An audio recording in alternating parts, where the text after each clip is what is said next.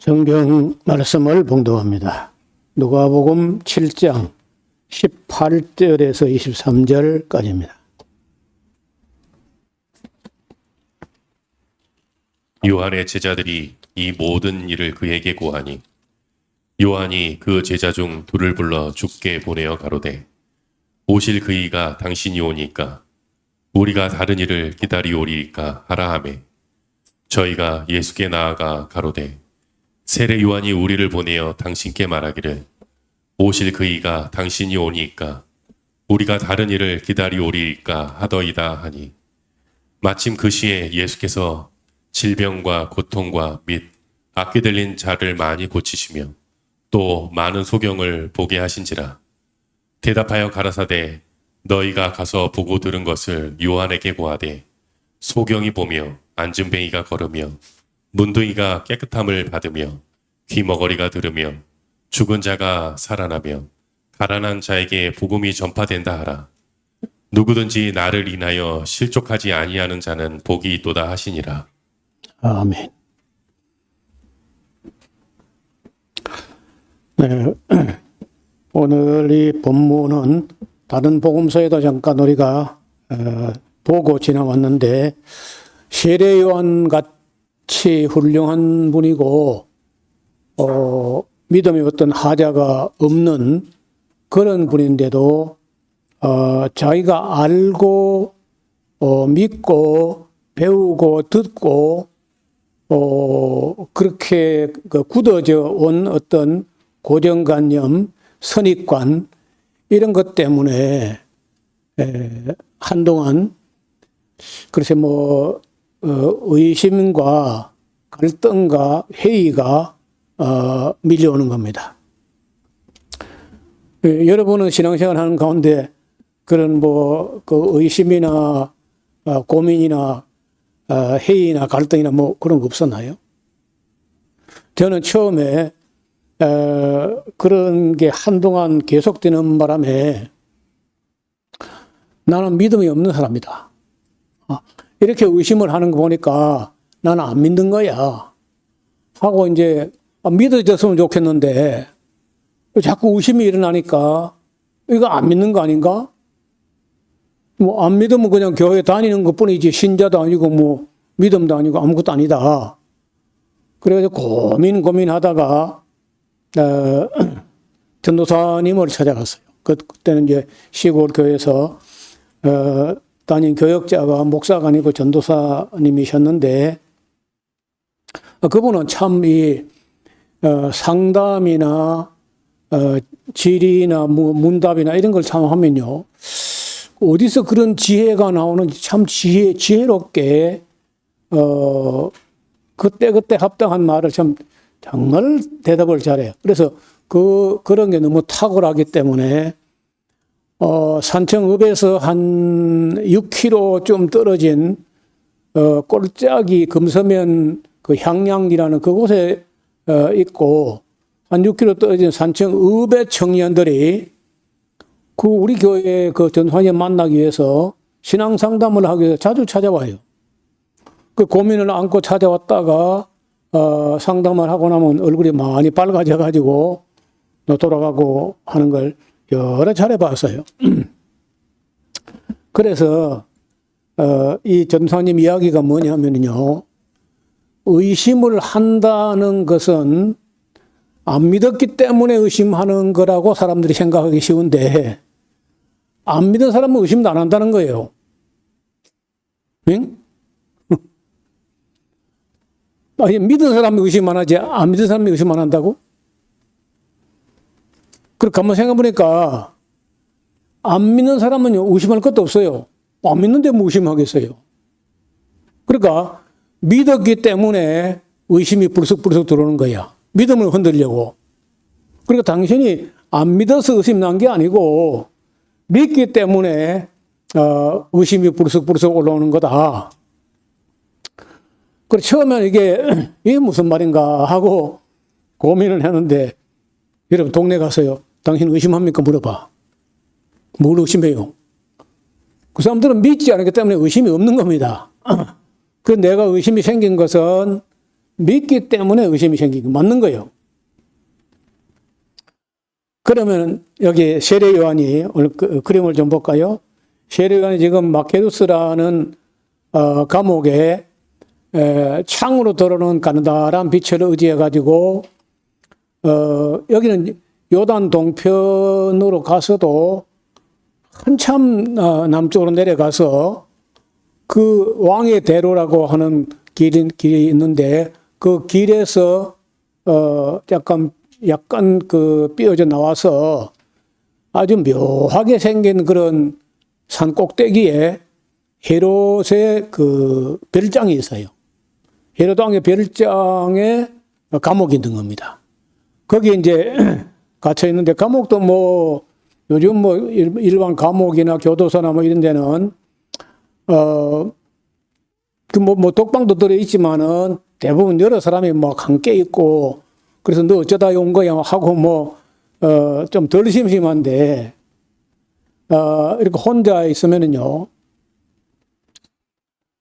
여러분 그 독방이라는 게 그 예우하는 게 아니고 독방이 그 자체가 형벌이야. 몇 명이서 있는 데는 그래도 덜 외로운데 혼자 독방에 있으면은 그 고문이 따로 없는 거예요. 혼자라는 이 기막힌 사실도 하나의 고문이야. 거기다가 이제 더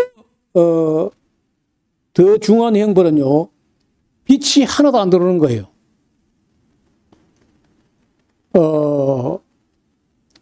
빛이 하나도 안 들어오는 것도 고문이고, 그보다 더 고문이 있어요. 하루 종일 24시간 내내 불을 켜가지고, 불도 보통 이런 정도 밝기가 아니고, 눈이 부실 정도로 밝아가지고 사람을 괴롭히는 거예요. 하여간 이 옥살이라고 하는 것은 정말 괴로운 일인데, 요한이 이제 자기가 뭐 예수님을 믿고 하나님을 믿고, 그리고 이제 헤롯이 그 잘못한 것에 대해서 동생의 아내를 빼앗아 가지고 자기 아내를 삼는 건 옳지 않다 하고 이제 바른 말을 했는데, 바른 말을 한 것은 그것이 옳기 때문에 또 헤롯이 잘못됐기 때문에 바른 말을 했는데, 사람들이 바른 말을 듣고 자기를 돌아보고 고치면 좋겠는데, 여러분 벌써 악을 행한 사람은 그거 잘 못 고칩니다. 지금도 여기 뭐 날마다 뉴스에 나오는 내란죄 범해가지고 재판법원선을 봐요. 한 번도 잘못했다는 말이 없고 자기가 뭐 오해했다, 착각했다 이런 말도 없어요. 계속 옳다는 거예요, 자기가. 그러니까 뭐 권력이 없다면은 또 모르겠는데, 헤롯은 권력도 있기 때문에 세례 요한을 감옥에 쳐넣으면 끝나는 거지 뭐 그 고칠 리가 있나 사람이. 그리고 이제 이게 여러분 감옥에 들어가자마자 뭐 사형을 한다 그래 안 하거든요. 그 상당히 오래 가는 거야. 그래서 막 한 달, 두 달, 석 달 이렇게 갔는데, 문제는 세례 요한이 그렇게 옳기 때문에 바른 말을 했다면은 하나님이 뭐 자기를 감옥에서 나오게 해 주시든지, 아니면 예수님께서 그런 능력이 있다면은 자기를 감옥에서 구출해 주든지 해야 될 거 아닌가. 아니 감옥에서 나오게 하지는 못할지라도 무슨 면회라도 오는 게 옳지 않을까. 근데 이런 생각을 아마 했을 거예요. 근데 기다려도 아무런 뭐 연락도 없고 면회도 없고 뭐 예수님 오셔가지고 뭐 풀어내주는 것도 없고 그냥 세월 가는 거예요. 그래서 이제 세례 요한이요, 그 믿음이 흔들리게 돼요. 믿음이 없는 게 아니고 믿음이 있는데 믿음에 회의가 몰려, 의심이. 그래서 이제 그 자기 제자들이 있었던 모양인데, 그래서 그 제자들은 들어 세례요한을 찾아가 면회도 하고 그래 할 때 예수님께 물어보라고 한 거라. 예를 들면 오늘 18절 보면요, 요한의 제자들이 이 모든 일을 다 요한에게 가서 면회를 가서 고하니까 세례 요한이 그 제자 중 둘을 불러 주께 보내어 가로되 오실 그의 메시아죠, 메시아. 오실 그의가 당신 맞습니까? 어? 아니면 우리가 다른 일을 또 기다려 봐야 됩니까?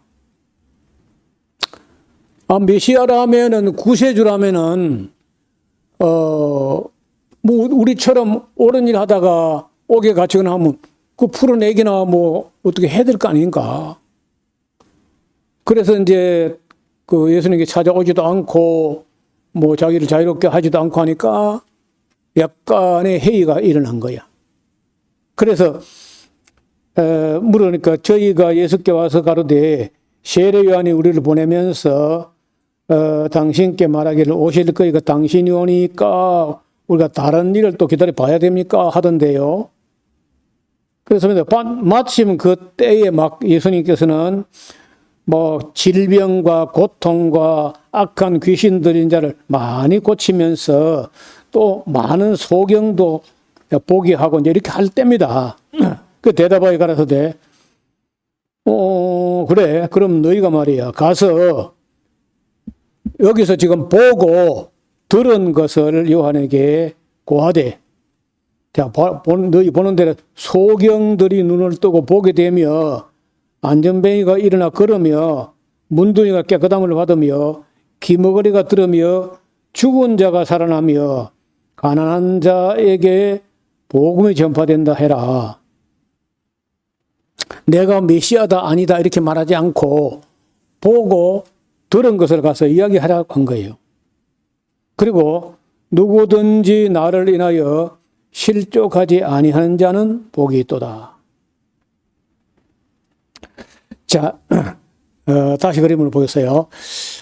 잠깐 흔들리는 세례 요한이 속으로 예수님 말고 자기는 예수님을 딱 지목하면서 보라가 세상 죄를 지고 오는 하나님의 어린 양이다 하면서 자기를 따르던 제자 중에 안드레하고 요한하고 빌립, 이 세 사람은 세례 요한의 제자였다가 예수님을 보고 나를 따라오지 말고 저분을 따라가, 저분이야말로 세상 죄를 지고 온 하나님의 어린 양이다 이렇게 하자 그날로 세례 요한의 제자였다가 예수님 제자로 넘어왔다. 그러니까 이제 그 제자들 뭐 안드레, 요한, 빌립 이런 사람들이 왜 예수님께서는 세례 요한을 구원하기 위해서 안 가실까? 말은 안 하지만 막 그런 생각을 했을 거고, 그런 생각을 했을 즈음에 또 세례 요한이 다른 제자들이 찾아와가지고 이제 그런 질문을 한 겁니다. 근데 예수님께서 이다 아니다, 내가 메시아다 아니다 이렇게 말하지 않고 너희 가서 보고 들은 걸 이야기해. 그랬단 말이에요. 자, 유대인들이 기다리는 메시아라면 왜 자기를 구하러 오지 않는가 하는 회의에 잠깐 흔들린 거예요. 그 유대인들이 가지고 있는 메시아가는 이렇습니다. 이사야 61장 1절 3절에 주 여호와의 신이, 나는 뭐 신이란 말 이거 안 좋아하는데, 주 여호와의 영이 내게 임하셨으니 이는 여호와께서 내게 기름을 부으사, 기름 부음을 받은 자가 메시아거든요. 메시아 그리스도 부으사 가난한 자에게 아름다운 소식을 전하게 하려 하심이라. 이런 가난한 사람들은요, 뭐 미련하거나 게을러 가지고 가난한 사람도 있어요. 혹 근데 열심히 일하는데도 불구하고 가난한 사람이 상당히 많이 있습니다. 아니, 정직하게 말하면요. 미국 같은 나라, 한국 같은 나라에서 대개, 가난한 사람이 누구냐? 열심히 일하는 사람들이야. 땀 흘리고 열심히 일하는 사람들은 되게 가난하고 겨우 먹고 살만하고 죽을 때 장례식 비용 남기면 딱 끝나. 근데 누가 부자냐? 일 안 하고 교활하고 사특하고 그런 것들이 다 억만장자고 그렇다고.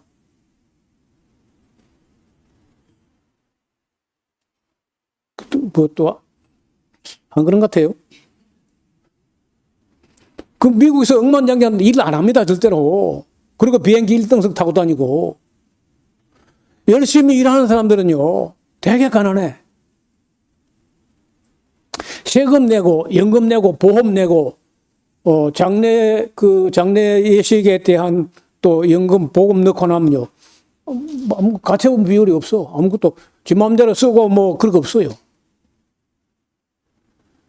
그래서 예수님께서, 가난한 사람들에게 복음이 전파된다. 그리고 부자는 천국 다 어렵다 이렇게 한 거 아니에요. 어떻든 가난한 자에게 아름다운 소식을 전하게 하려 하심이라. 나를 보내어 마음이 상한 자를 고치며. 여러분 마음이 왜 상했겠어요? 억울해가지고 마음이 상한 거예요, 대부분. 왜 억울합니까? 못되고 교활한 놈들이 많이 차지해가지고 억울한 거거든, 다. 그래서 세상에 잘 나간다고 하는 사람들, 성공한 사람들, 억만장자, 이런 되게 나쁜 놈들입니다. 되게. 다는 아니야, 되게. 그래서 또, 포로된 자에게, 여러분, 사람이 왜 포로가 됩니까? 부자하고 가진 자, 힘 있는 자는 포로가 안 돼요. 되게 포로가 되는 거는요, 힘 없고, 백도 없고, 권력도 없고, 해가지고 전쟁터 나가다가 전쟁하다가 포로되는 거거든, 그게. 그 전부 다 불쌍한 사람이 포로되고 억울한 거요. 그래서, 가난한 자, 마음이 상한 자, 포로된 자에게 자유를 주고, 갇힌 자를 놓아주는 거예요. 갇힌 자를 놓아주는. 여러분, 그럼 교도소가 필요 없어지는 거지.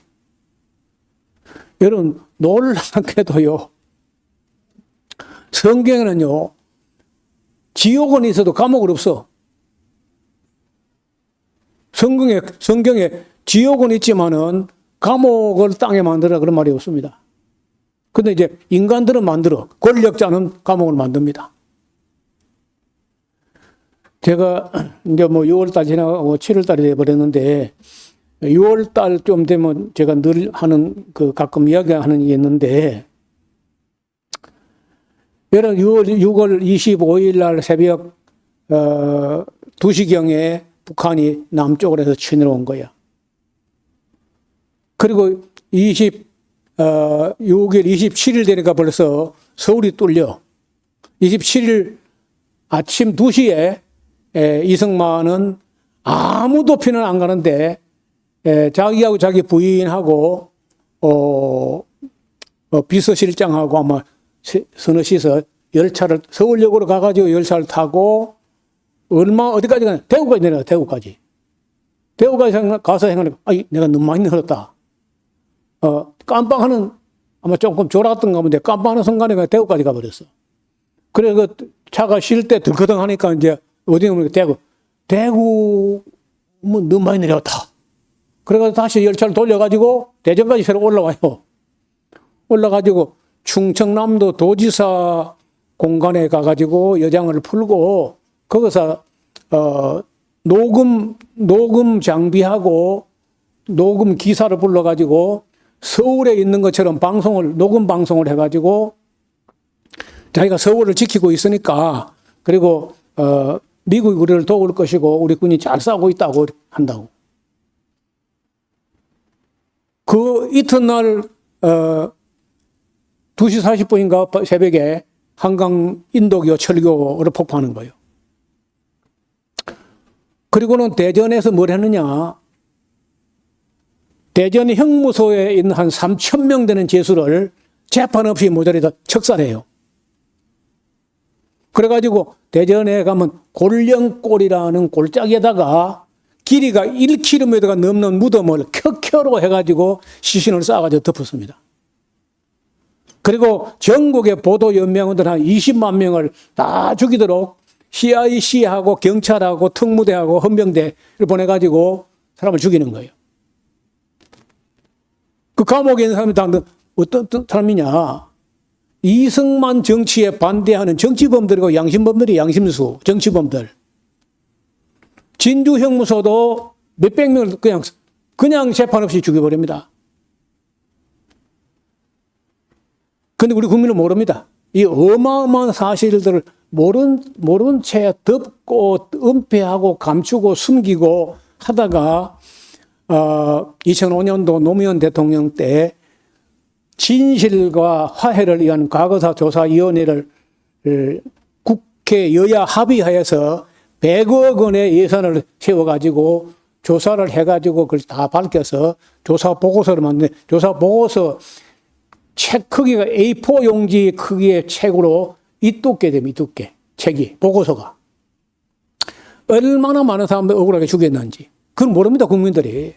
그 보고서를 만들어가지고 국회에 보고하고 대통령께 보고서 한지를 갖다 드렸는데 대통령도 노무현 대통령 그거 다 읽어볼 수가 없고 나도 거금을 주고 어렵사리 그걸 구했는데 그거 다 읽어보려면 내 평생 읽어야 돼. 국회에 보고했다 하지만은 이만큼입니다 하고 왔다 하지 국회의원들이 그거 다 읽을 시간도 없는 거예요. 어떻든 조사는 했다는 거예요.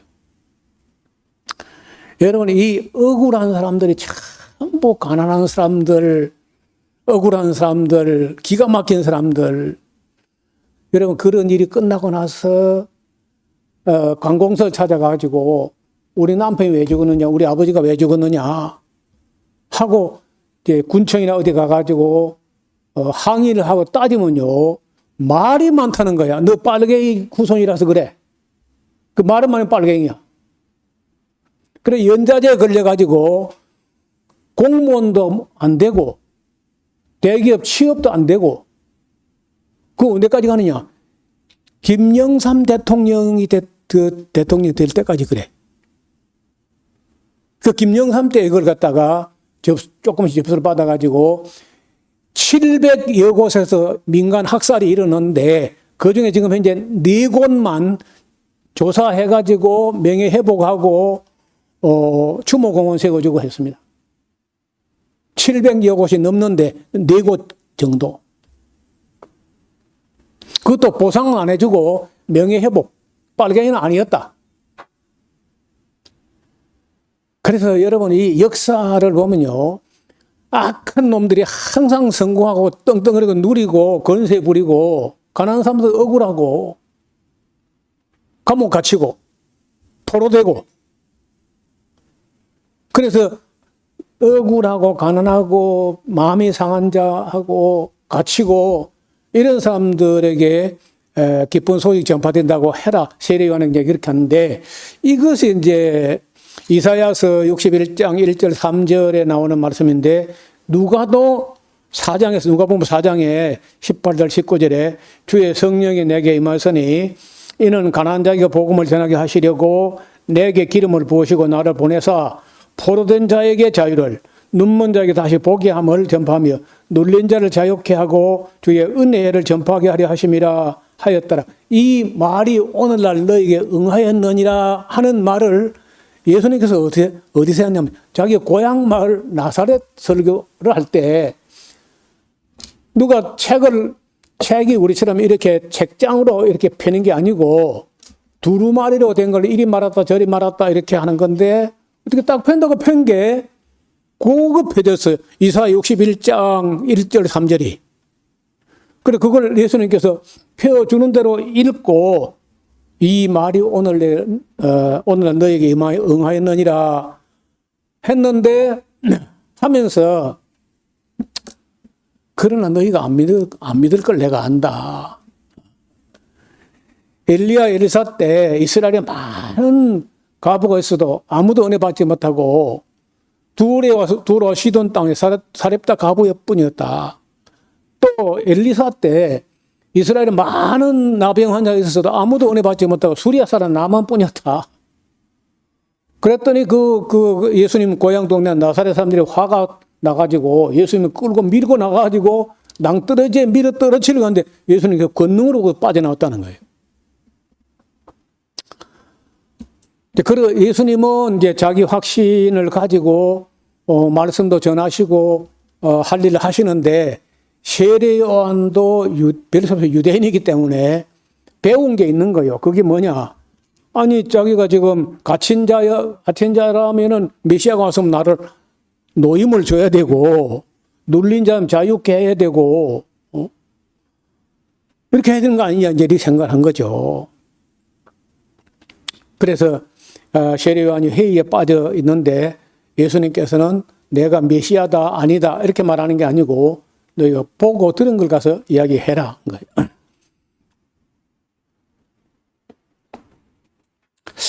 그 세례 요한의 회의는 뭐냐? 오실 거이가 당신 맞나?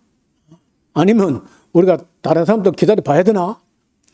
이렇게 이제 잠깐 그렇게 흔들렸던데 만약 우리가 저도요 그런 생각 가끔 해봤는데 아니 예수님도 그렇지 그래 그런 권능이 있으면은 아니 그 세례요한 풀어내 가지고 같이 전도하면 안 좋을까? 그럼 안 될 거 뭐 있나요?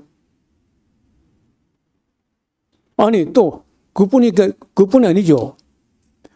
나중에 그 예수님 승천하고 나서 성령 강림한 오순절 후에 베드로는 감옥에 갇혔는데 사슬이 스스로 풀어지고 감옥 문이 쇠창살이 열려가지고 베드로 빠져나왔다고.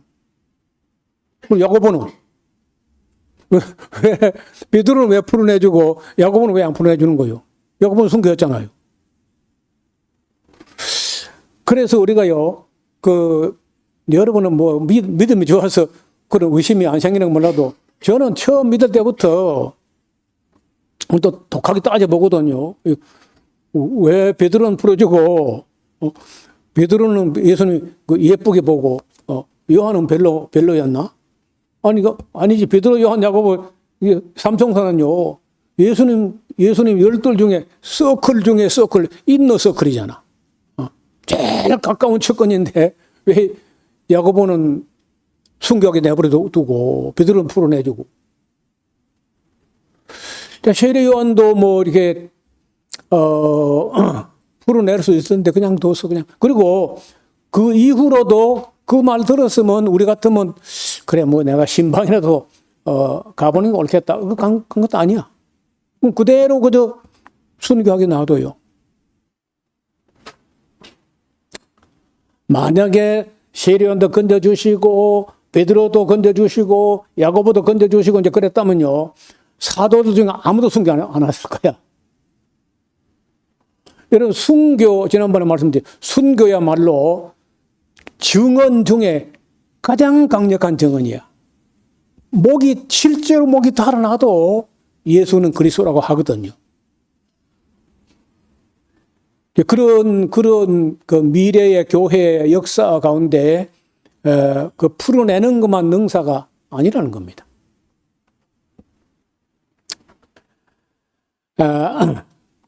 요한의 생각에는 자기가 풀려나서 예수님과 함께 세상을 심판해야 될 것이라고 생각한 거예요. 왜냐하면 세례 요한이 제일 처음 전도할 때 뭐라 그랬어요? 도끼가 뭐냐면 나무를 열매 맺지 않는 나무 찍어 불에 던지는 도끼.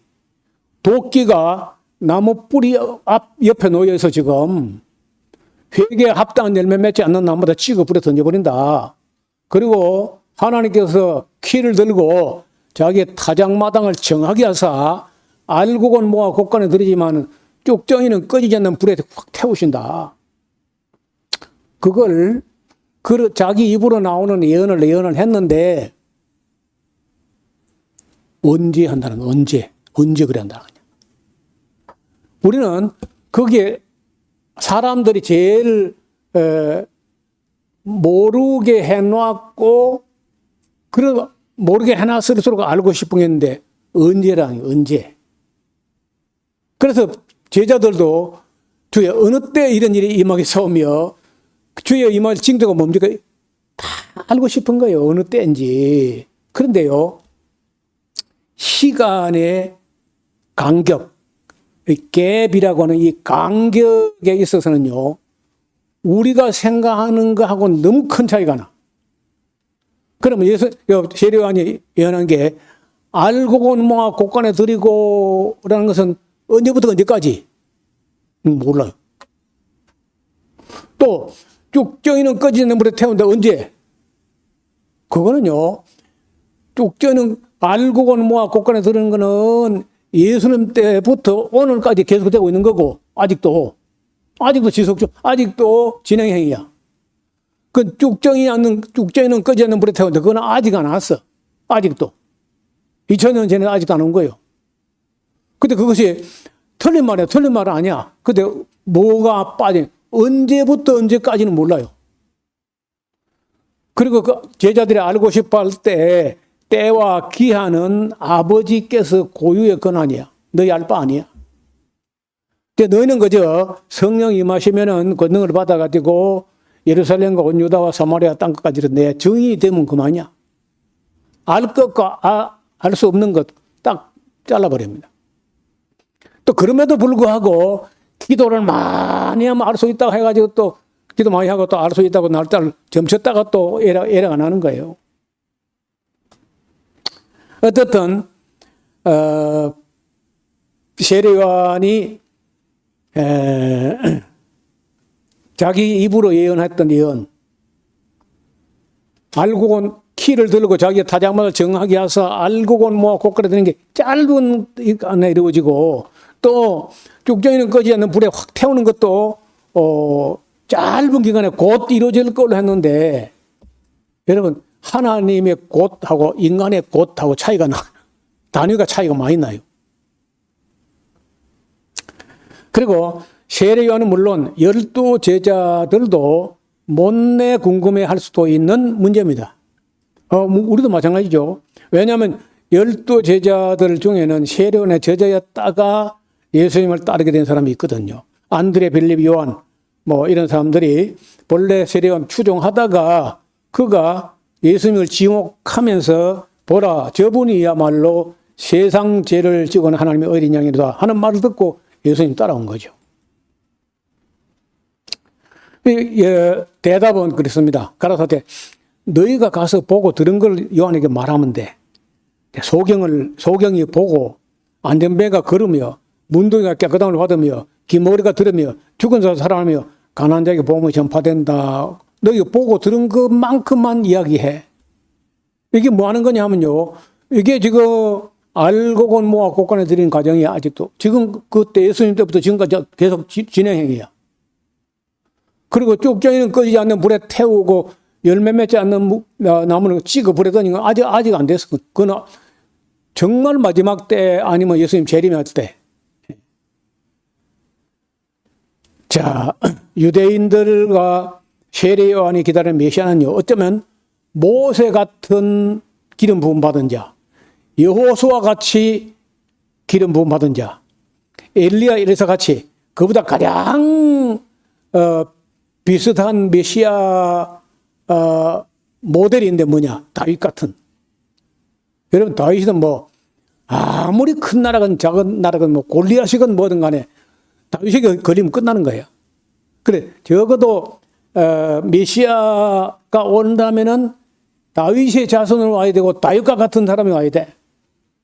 그러니까 이제 예수님을 다윗의 자손이여 하니까 예수님께서 다윗처럼 온 세계 일단은 헤롯 왕부터 작살내고 세례요한을 감옥에 쳐는 헤롯 왕부터 작살내고 그리고 자기도 꺼내주고 그리고 로마도 끝장을 내고 다 집으로 돌아가게 하고 이스라엘 나라를 다윗 왕 때처럼 세계 만국 중에 가장 뛰어난 나라를 만드는 그런 메시아가 와야 된다. 지금 현재 이스라엘 지금까지도 그래. 십자가에 못 박은 그런 매갈이 없는 그런 메시아 말고 다윗 왕과 같은 다윗, 그러니까 지금도 그들의 국기에 다윗의 별이 있어. 다윗의 별. 그 다윗 같은 왕이 와야 되는데 그럼 현재 혹시 네타냐후가 다윗이 아닐까 하고 보고 있는 거예요. 막 이기거든요, 보니까. 근데 네타냐후뿐 아니라 계속 이기잖아요. 1차, 2차, 3차 중동 전쟁 이스라엘 져본 적 있나요? 항상 이기니까 이게 혹시 다윗의 자손이 아닐까. 근데 보니까 네타냐후는 다윗의 자손치고는 너무 못돼서. 메시아가 그래 못돼가 되겠나? 그래 지금쯤은 이건 아닌가 보다 하는 것 같아요. 그래서 이제 가장 기다리는 메시아는 바로 다윗의 자손이요 다윗과 같은 정치적인 왕권자가 나타나서 헤롯 왕이나 로마 세력을 꺾어서 평정하는 그런 메시아예요.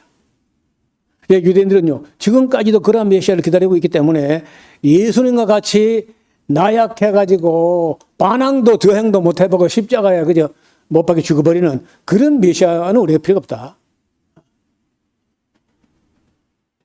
그래서 지금까지도 유대인들이 예수를 안 믿는 거예요.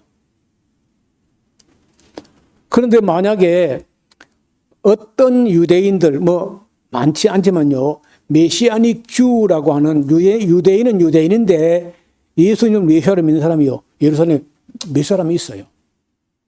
그 사람들의 믿음은 우리 이방인 중에서 예수 믿는 건 차원이 달라.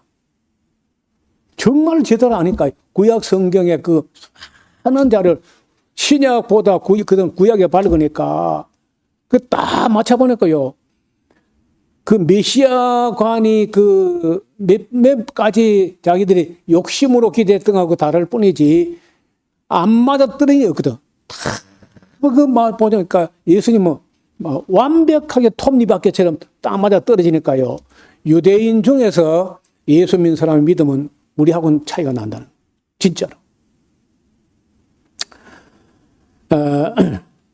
어떻든 예수님께서 그래도요, 그 심부름한 사람들은 보내놓고 예수님께서 세례 요한에 대해서 굉장히 높은 평가를 합니다.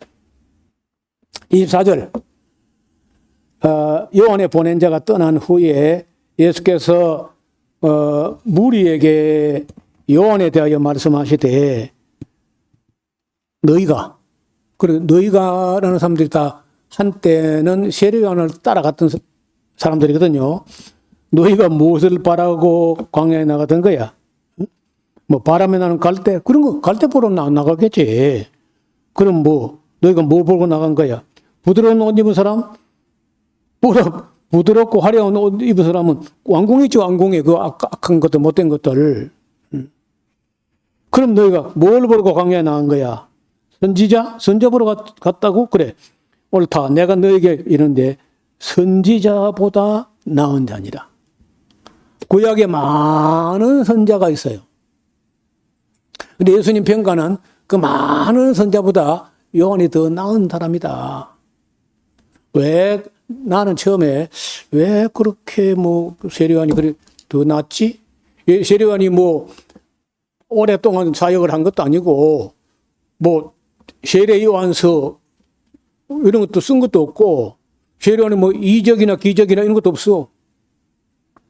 근데 왜 예수님께서 세례요한을 크게 평가하셨는가를 보니까 여러분 엘리사가 그렇게 큰 능력을 가지고 그 시대 한 사람도 회개 안 했어요. 엘리야가 아합이 회개합니까? 이세벨이 회개합니까? 회개 안 해요. 엘리사도 선생님 영감을 갑절을 언하노이다. 그 갑절을 받았지 말았다 안에 누가 회개해요? 요람이 회개합니까? 아샤가 회개합니까? 회개 안 해, 아무도. 그런데 세례 요한 때는 예루살렘에 가진 자들, 외식하는 자들, 바리새인들, 서기관들, 대제사장들 그런 고관 대작들 소위 말해서 잘 나간다 하는 그런 사람들 말고는요, 전 국민이 다 회개한 거야. 그리고 그냥 회개한다는 게 아니고 세례 요한 앞에까지 와서 보통 이틀, 3일 4일 길을 걸어가지고 그 여리고 조금 위에 에논 가까운 베단이라고는 나일 강가, 아니요, 요단 강가에 베단이 또 하나 더 있어요. 뭐 이제, 보나마나 베단이 슬픔을 당한 나병 걸리거나 성병 걸리거나 그런 병 걸려서 격리되어 살아가는 사람들 마을이 가까운 그런 또 물도요. 우리 경호강 물처럼 이 맑은 물이 아니라 요단강물이 사해 바다까지 올 때는요. 오염되고 탁하고 해가지고 그 물에 들어갔다 나오면요. 없던 병 올라올 것 같아. 그렇게. 근데 내가 그것을 세례를 한번 줬거든요. 한 사람이 세례 받았는데 그거 갔을 때 세례 받겠다는 거예요. 자꾸. 물 보고 봐서는 세례 줄 마음이 없었는데 그 사람 믿음에 상처를 내고 싶지 않아서 세례를 줬는데 뭐 다행히 아무 일 없었으니까 다행인데 그까지 와서 다 세례 받고 예수님도 거기 세례 받았어요. 그 꾸정한 물에 그 탁한 물이야. 그런 일은요. 모세 이후로 세례요한 이전까지는 한 번도 없었던 일이에요. 그래서 예수님 평가 다시 말하면 선지자들보다 나은 자라 하는 말이요. 그 뒤엔 제가요 실감이 났습니다. 그렇다. 세례요한이 가장 위대한 인물이다. 내가 너에게 이르노니 선지자들보다 나은 자니라. 기록된 바 보라 내가 내 사자를 네 앞에 보내노니 그가 네 앞에서 네 길을 예비하리라 한 것이 바로 이 사람을 보고 한 말. 그 말라기에 나온 말라기에서 말라기 3장 1절에 나온 말이거든요. 자 너희가 또 내가 너희에게 이르노니 여자가 낳은 자 중에 요한보다 큰 이가 없어. 그러나 하나님 나라에서는 극히 작은 자라도 저보다 더 클 수도 있다. 크다. 좀 어려운 말인데, 그래 이제 이 세상에서는 세례요한만한 인물이 나오지 않지만은 그러나 하나님 나라에서는 지극히 작은 자라도 저보다 더 크다. 지금은요 이게 무슨 말이냐 우리 다 해석이 안 돼요. 천국 가봐야 돼. 모든 백성과 세리들은 이미 요한의 세례를 받은지라 이 말씀을 듣고 하나님을 의롭다 하되 30절 봐. 오직 바리새인과 율법사들은 그 세례를 안 받았어. 그 세례를 받지 아니한지라 스스로 하나님 뜻을 저버리니라. 자, 또 가라사대 이 세대의 사람을 무엇으로 비유할꼬? 무엇과 같으냐?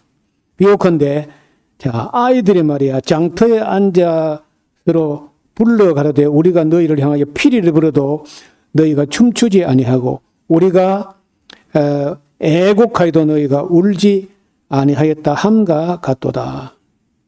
그러니까 그 시대가 악이 팽배해지고 선을 행해봤자 손에 대고 뭐 불이익 당하고 이래 되면요 냉소주의 사람들이 아주 냉담해지고 너희끼리 잘해봐라 하고 냉담하고 냉소주의에 빠지는데 예수님 때도 그랬다는 거예요.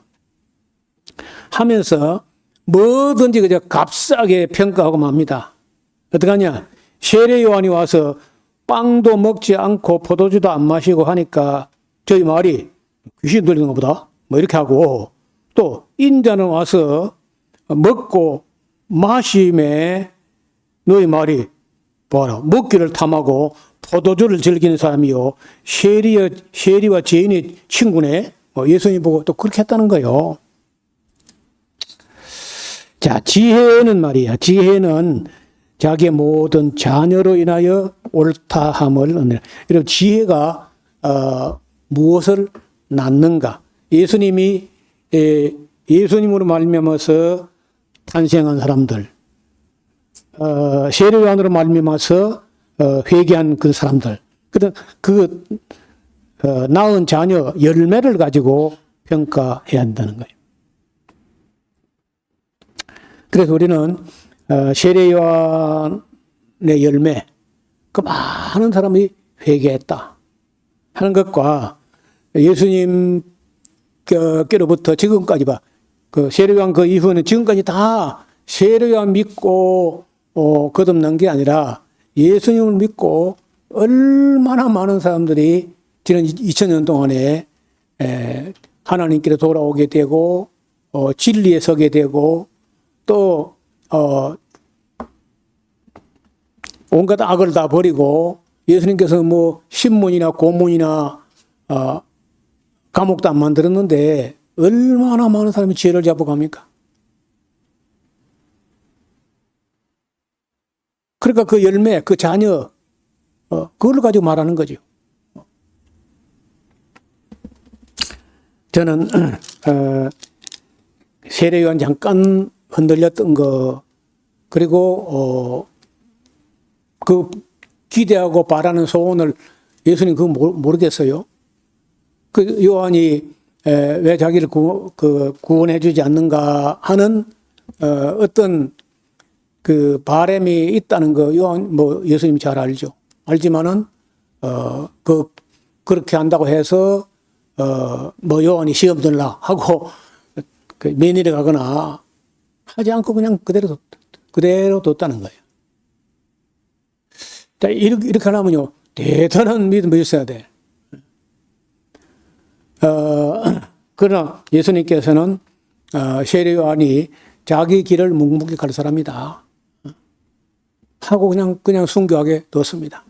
그리고 베드로는 한 번만 옥에서 풀어내 줬지만은 그 다음에 뭐 마지막 순교할 때 예수님께서 순교 면하게 해주지 않았고 딱 한 사람 또 면하게 한 게 있는데 요한 사도만은 그런 뭐 혹독한 그런 순교는 하지 않고 천수를 거의 뭐 각각 학설이 좀 다른데 90세 정도 혹은 100세 정도까지 천수를 다 누리고 그때는요 90세가 잘 없어요. 아시는데 다윗도 70세, 솔로몬도 70세. 그래서 인간의 나이가 70이요 강건하면 80. 근데 요한은 90세까지 살았다니까요.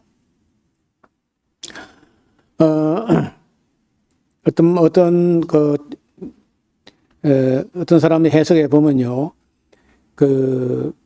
다 세상이 막 흩어져 가고 할 때, 마리아, 예수님 어머니 마리아를 요한이 모셨다는 거예요.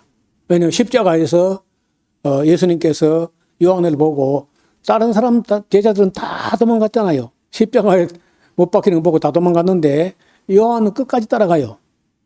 그 십자가에 예수님 달려가지고 그 유명한 말, 십자가에서 하신 7가지 말이 있는데 가상 7언이라고 그 가상 7언 중에 한마디가 마리아를 십자가에 달려서 예수님께서 십자가 아래에서 쳐다보는 요한 보고 옆에 있는 마리아를 보고 보라 네 어머니다.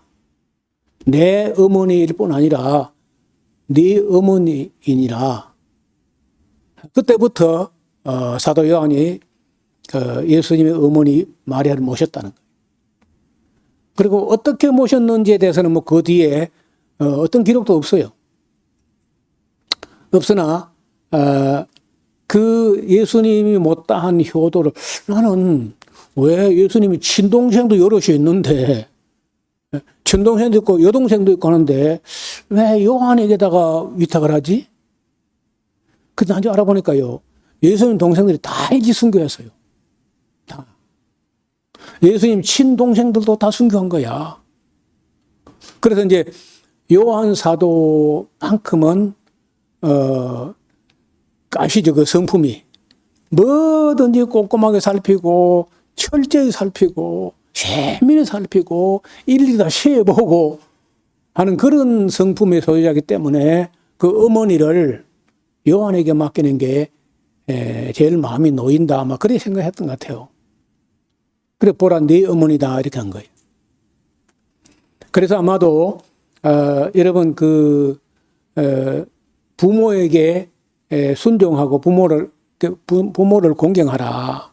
그럼 네가 땅에서 잘 되고 장수하리라.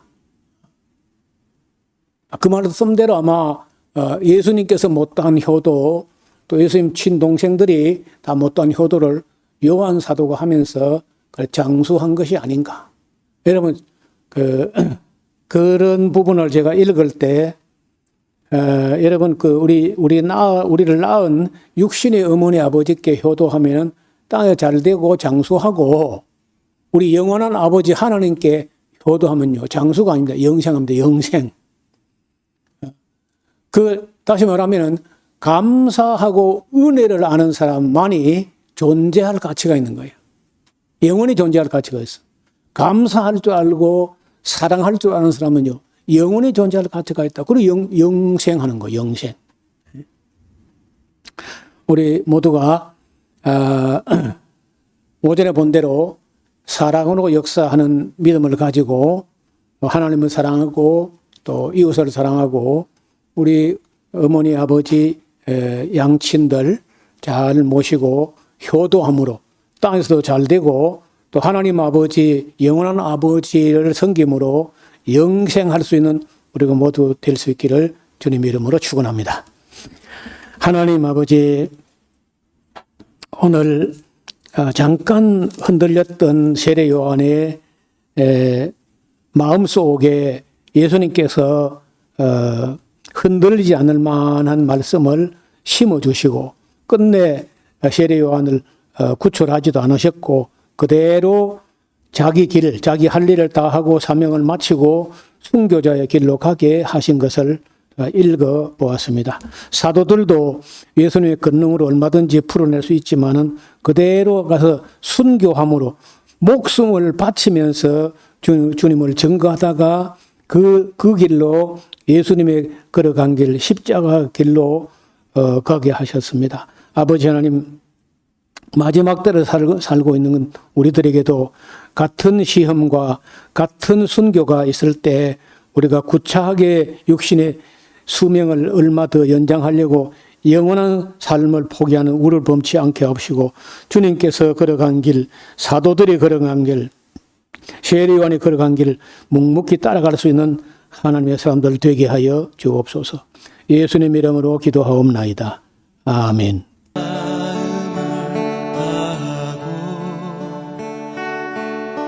성품을 다하고 힘을 다하여서 여호와를 사랑하라. 내게 준 계명을 마음에 새기고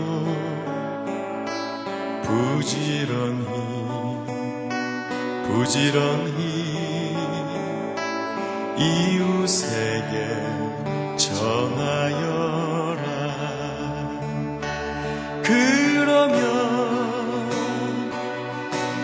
내가 짓지 않은 큰 집을 주리라.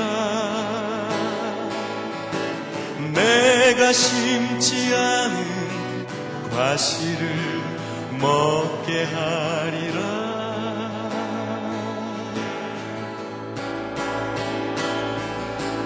그러나 한 가지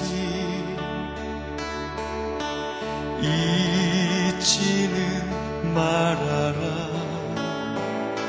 죄인된 우리를 구원하신 여호와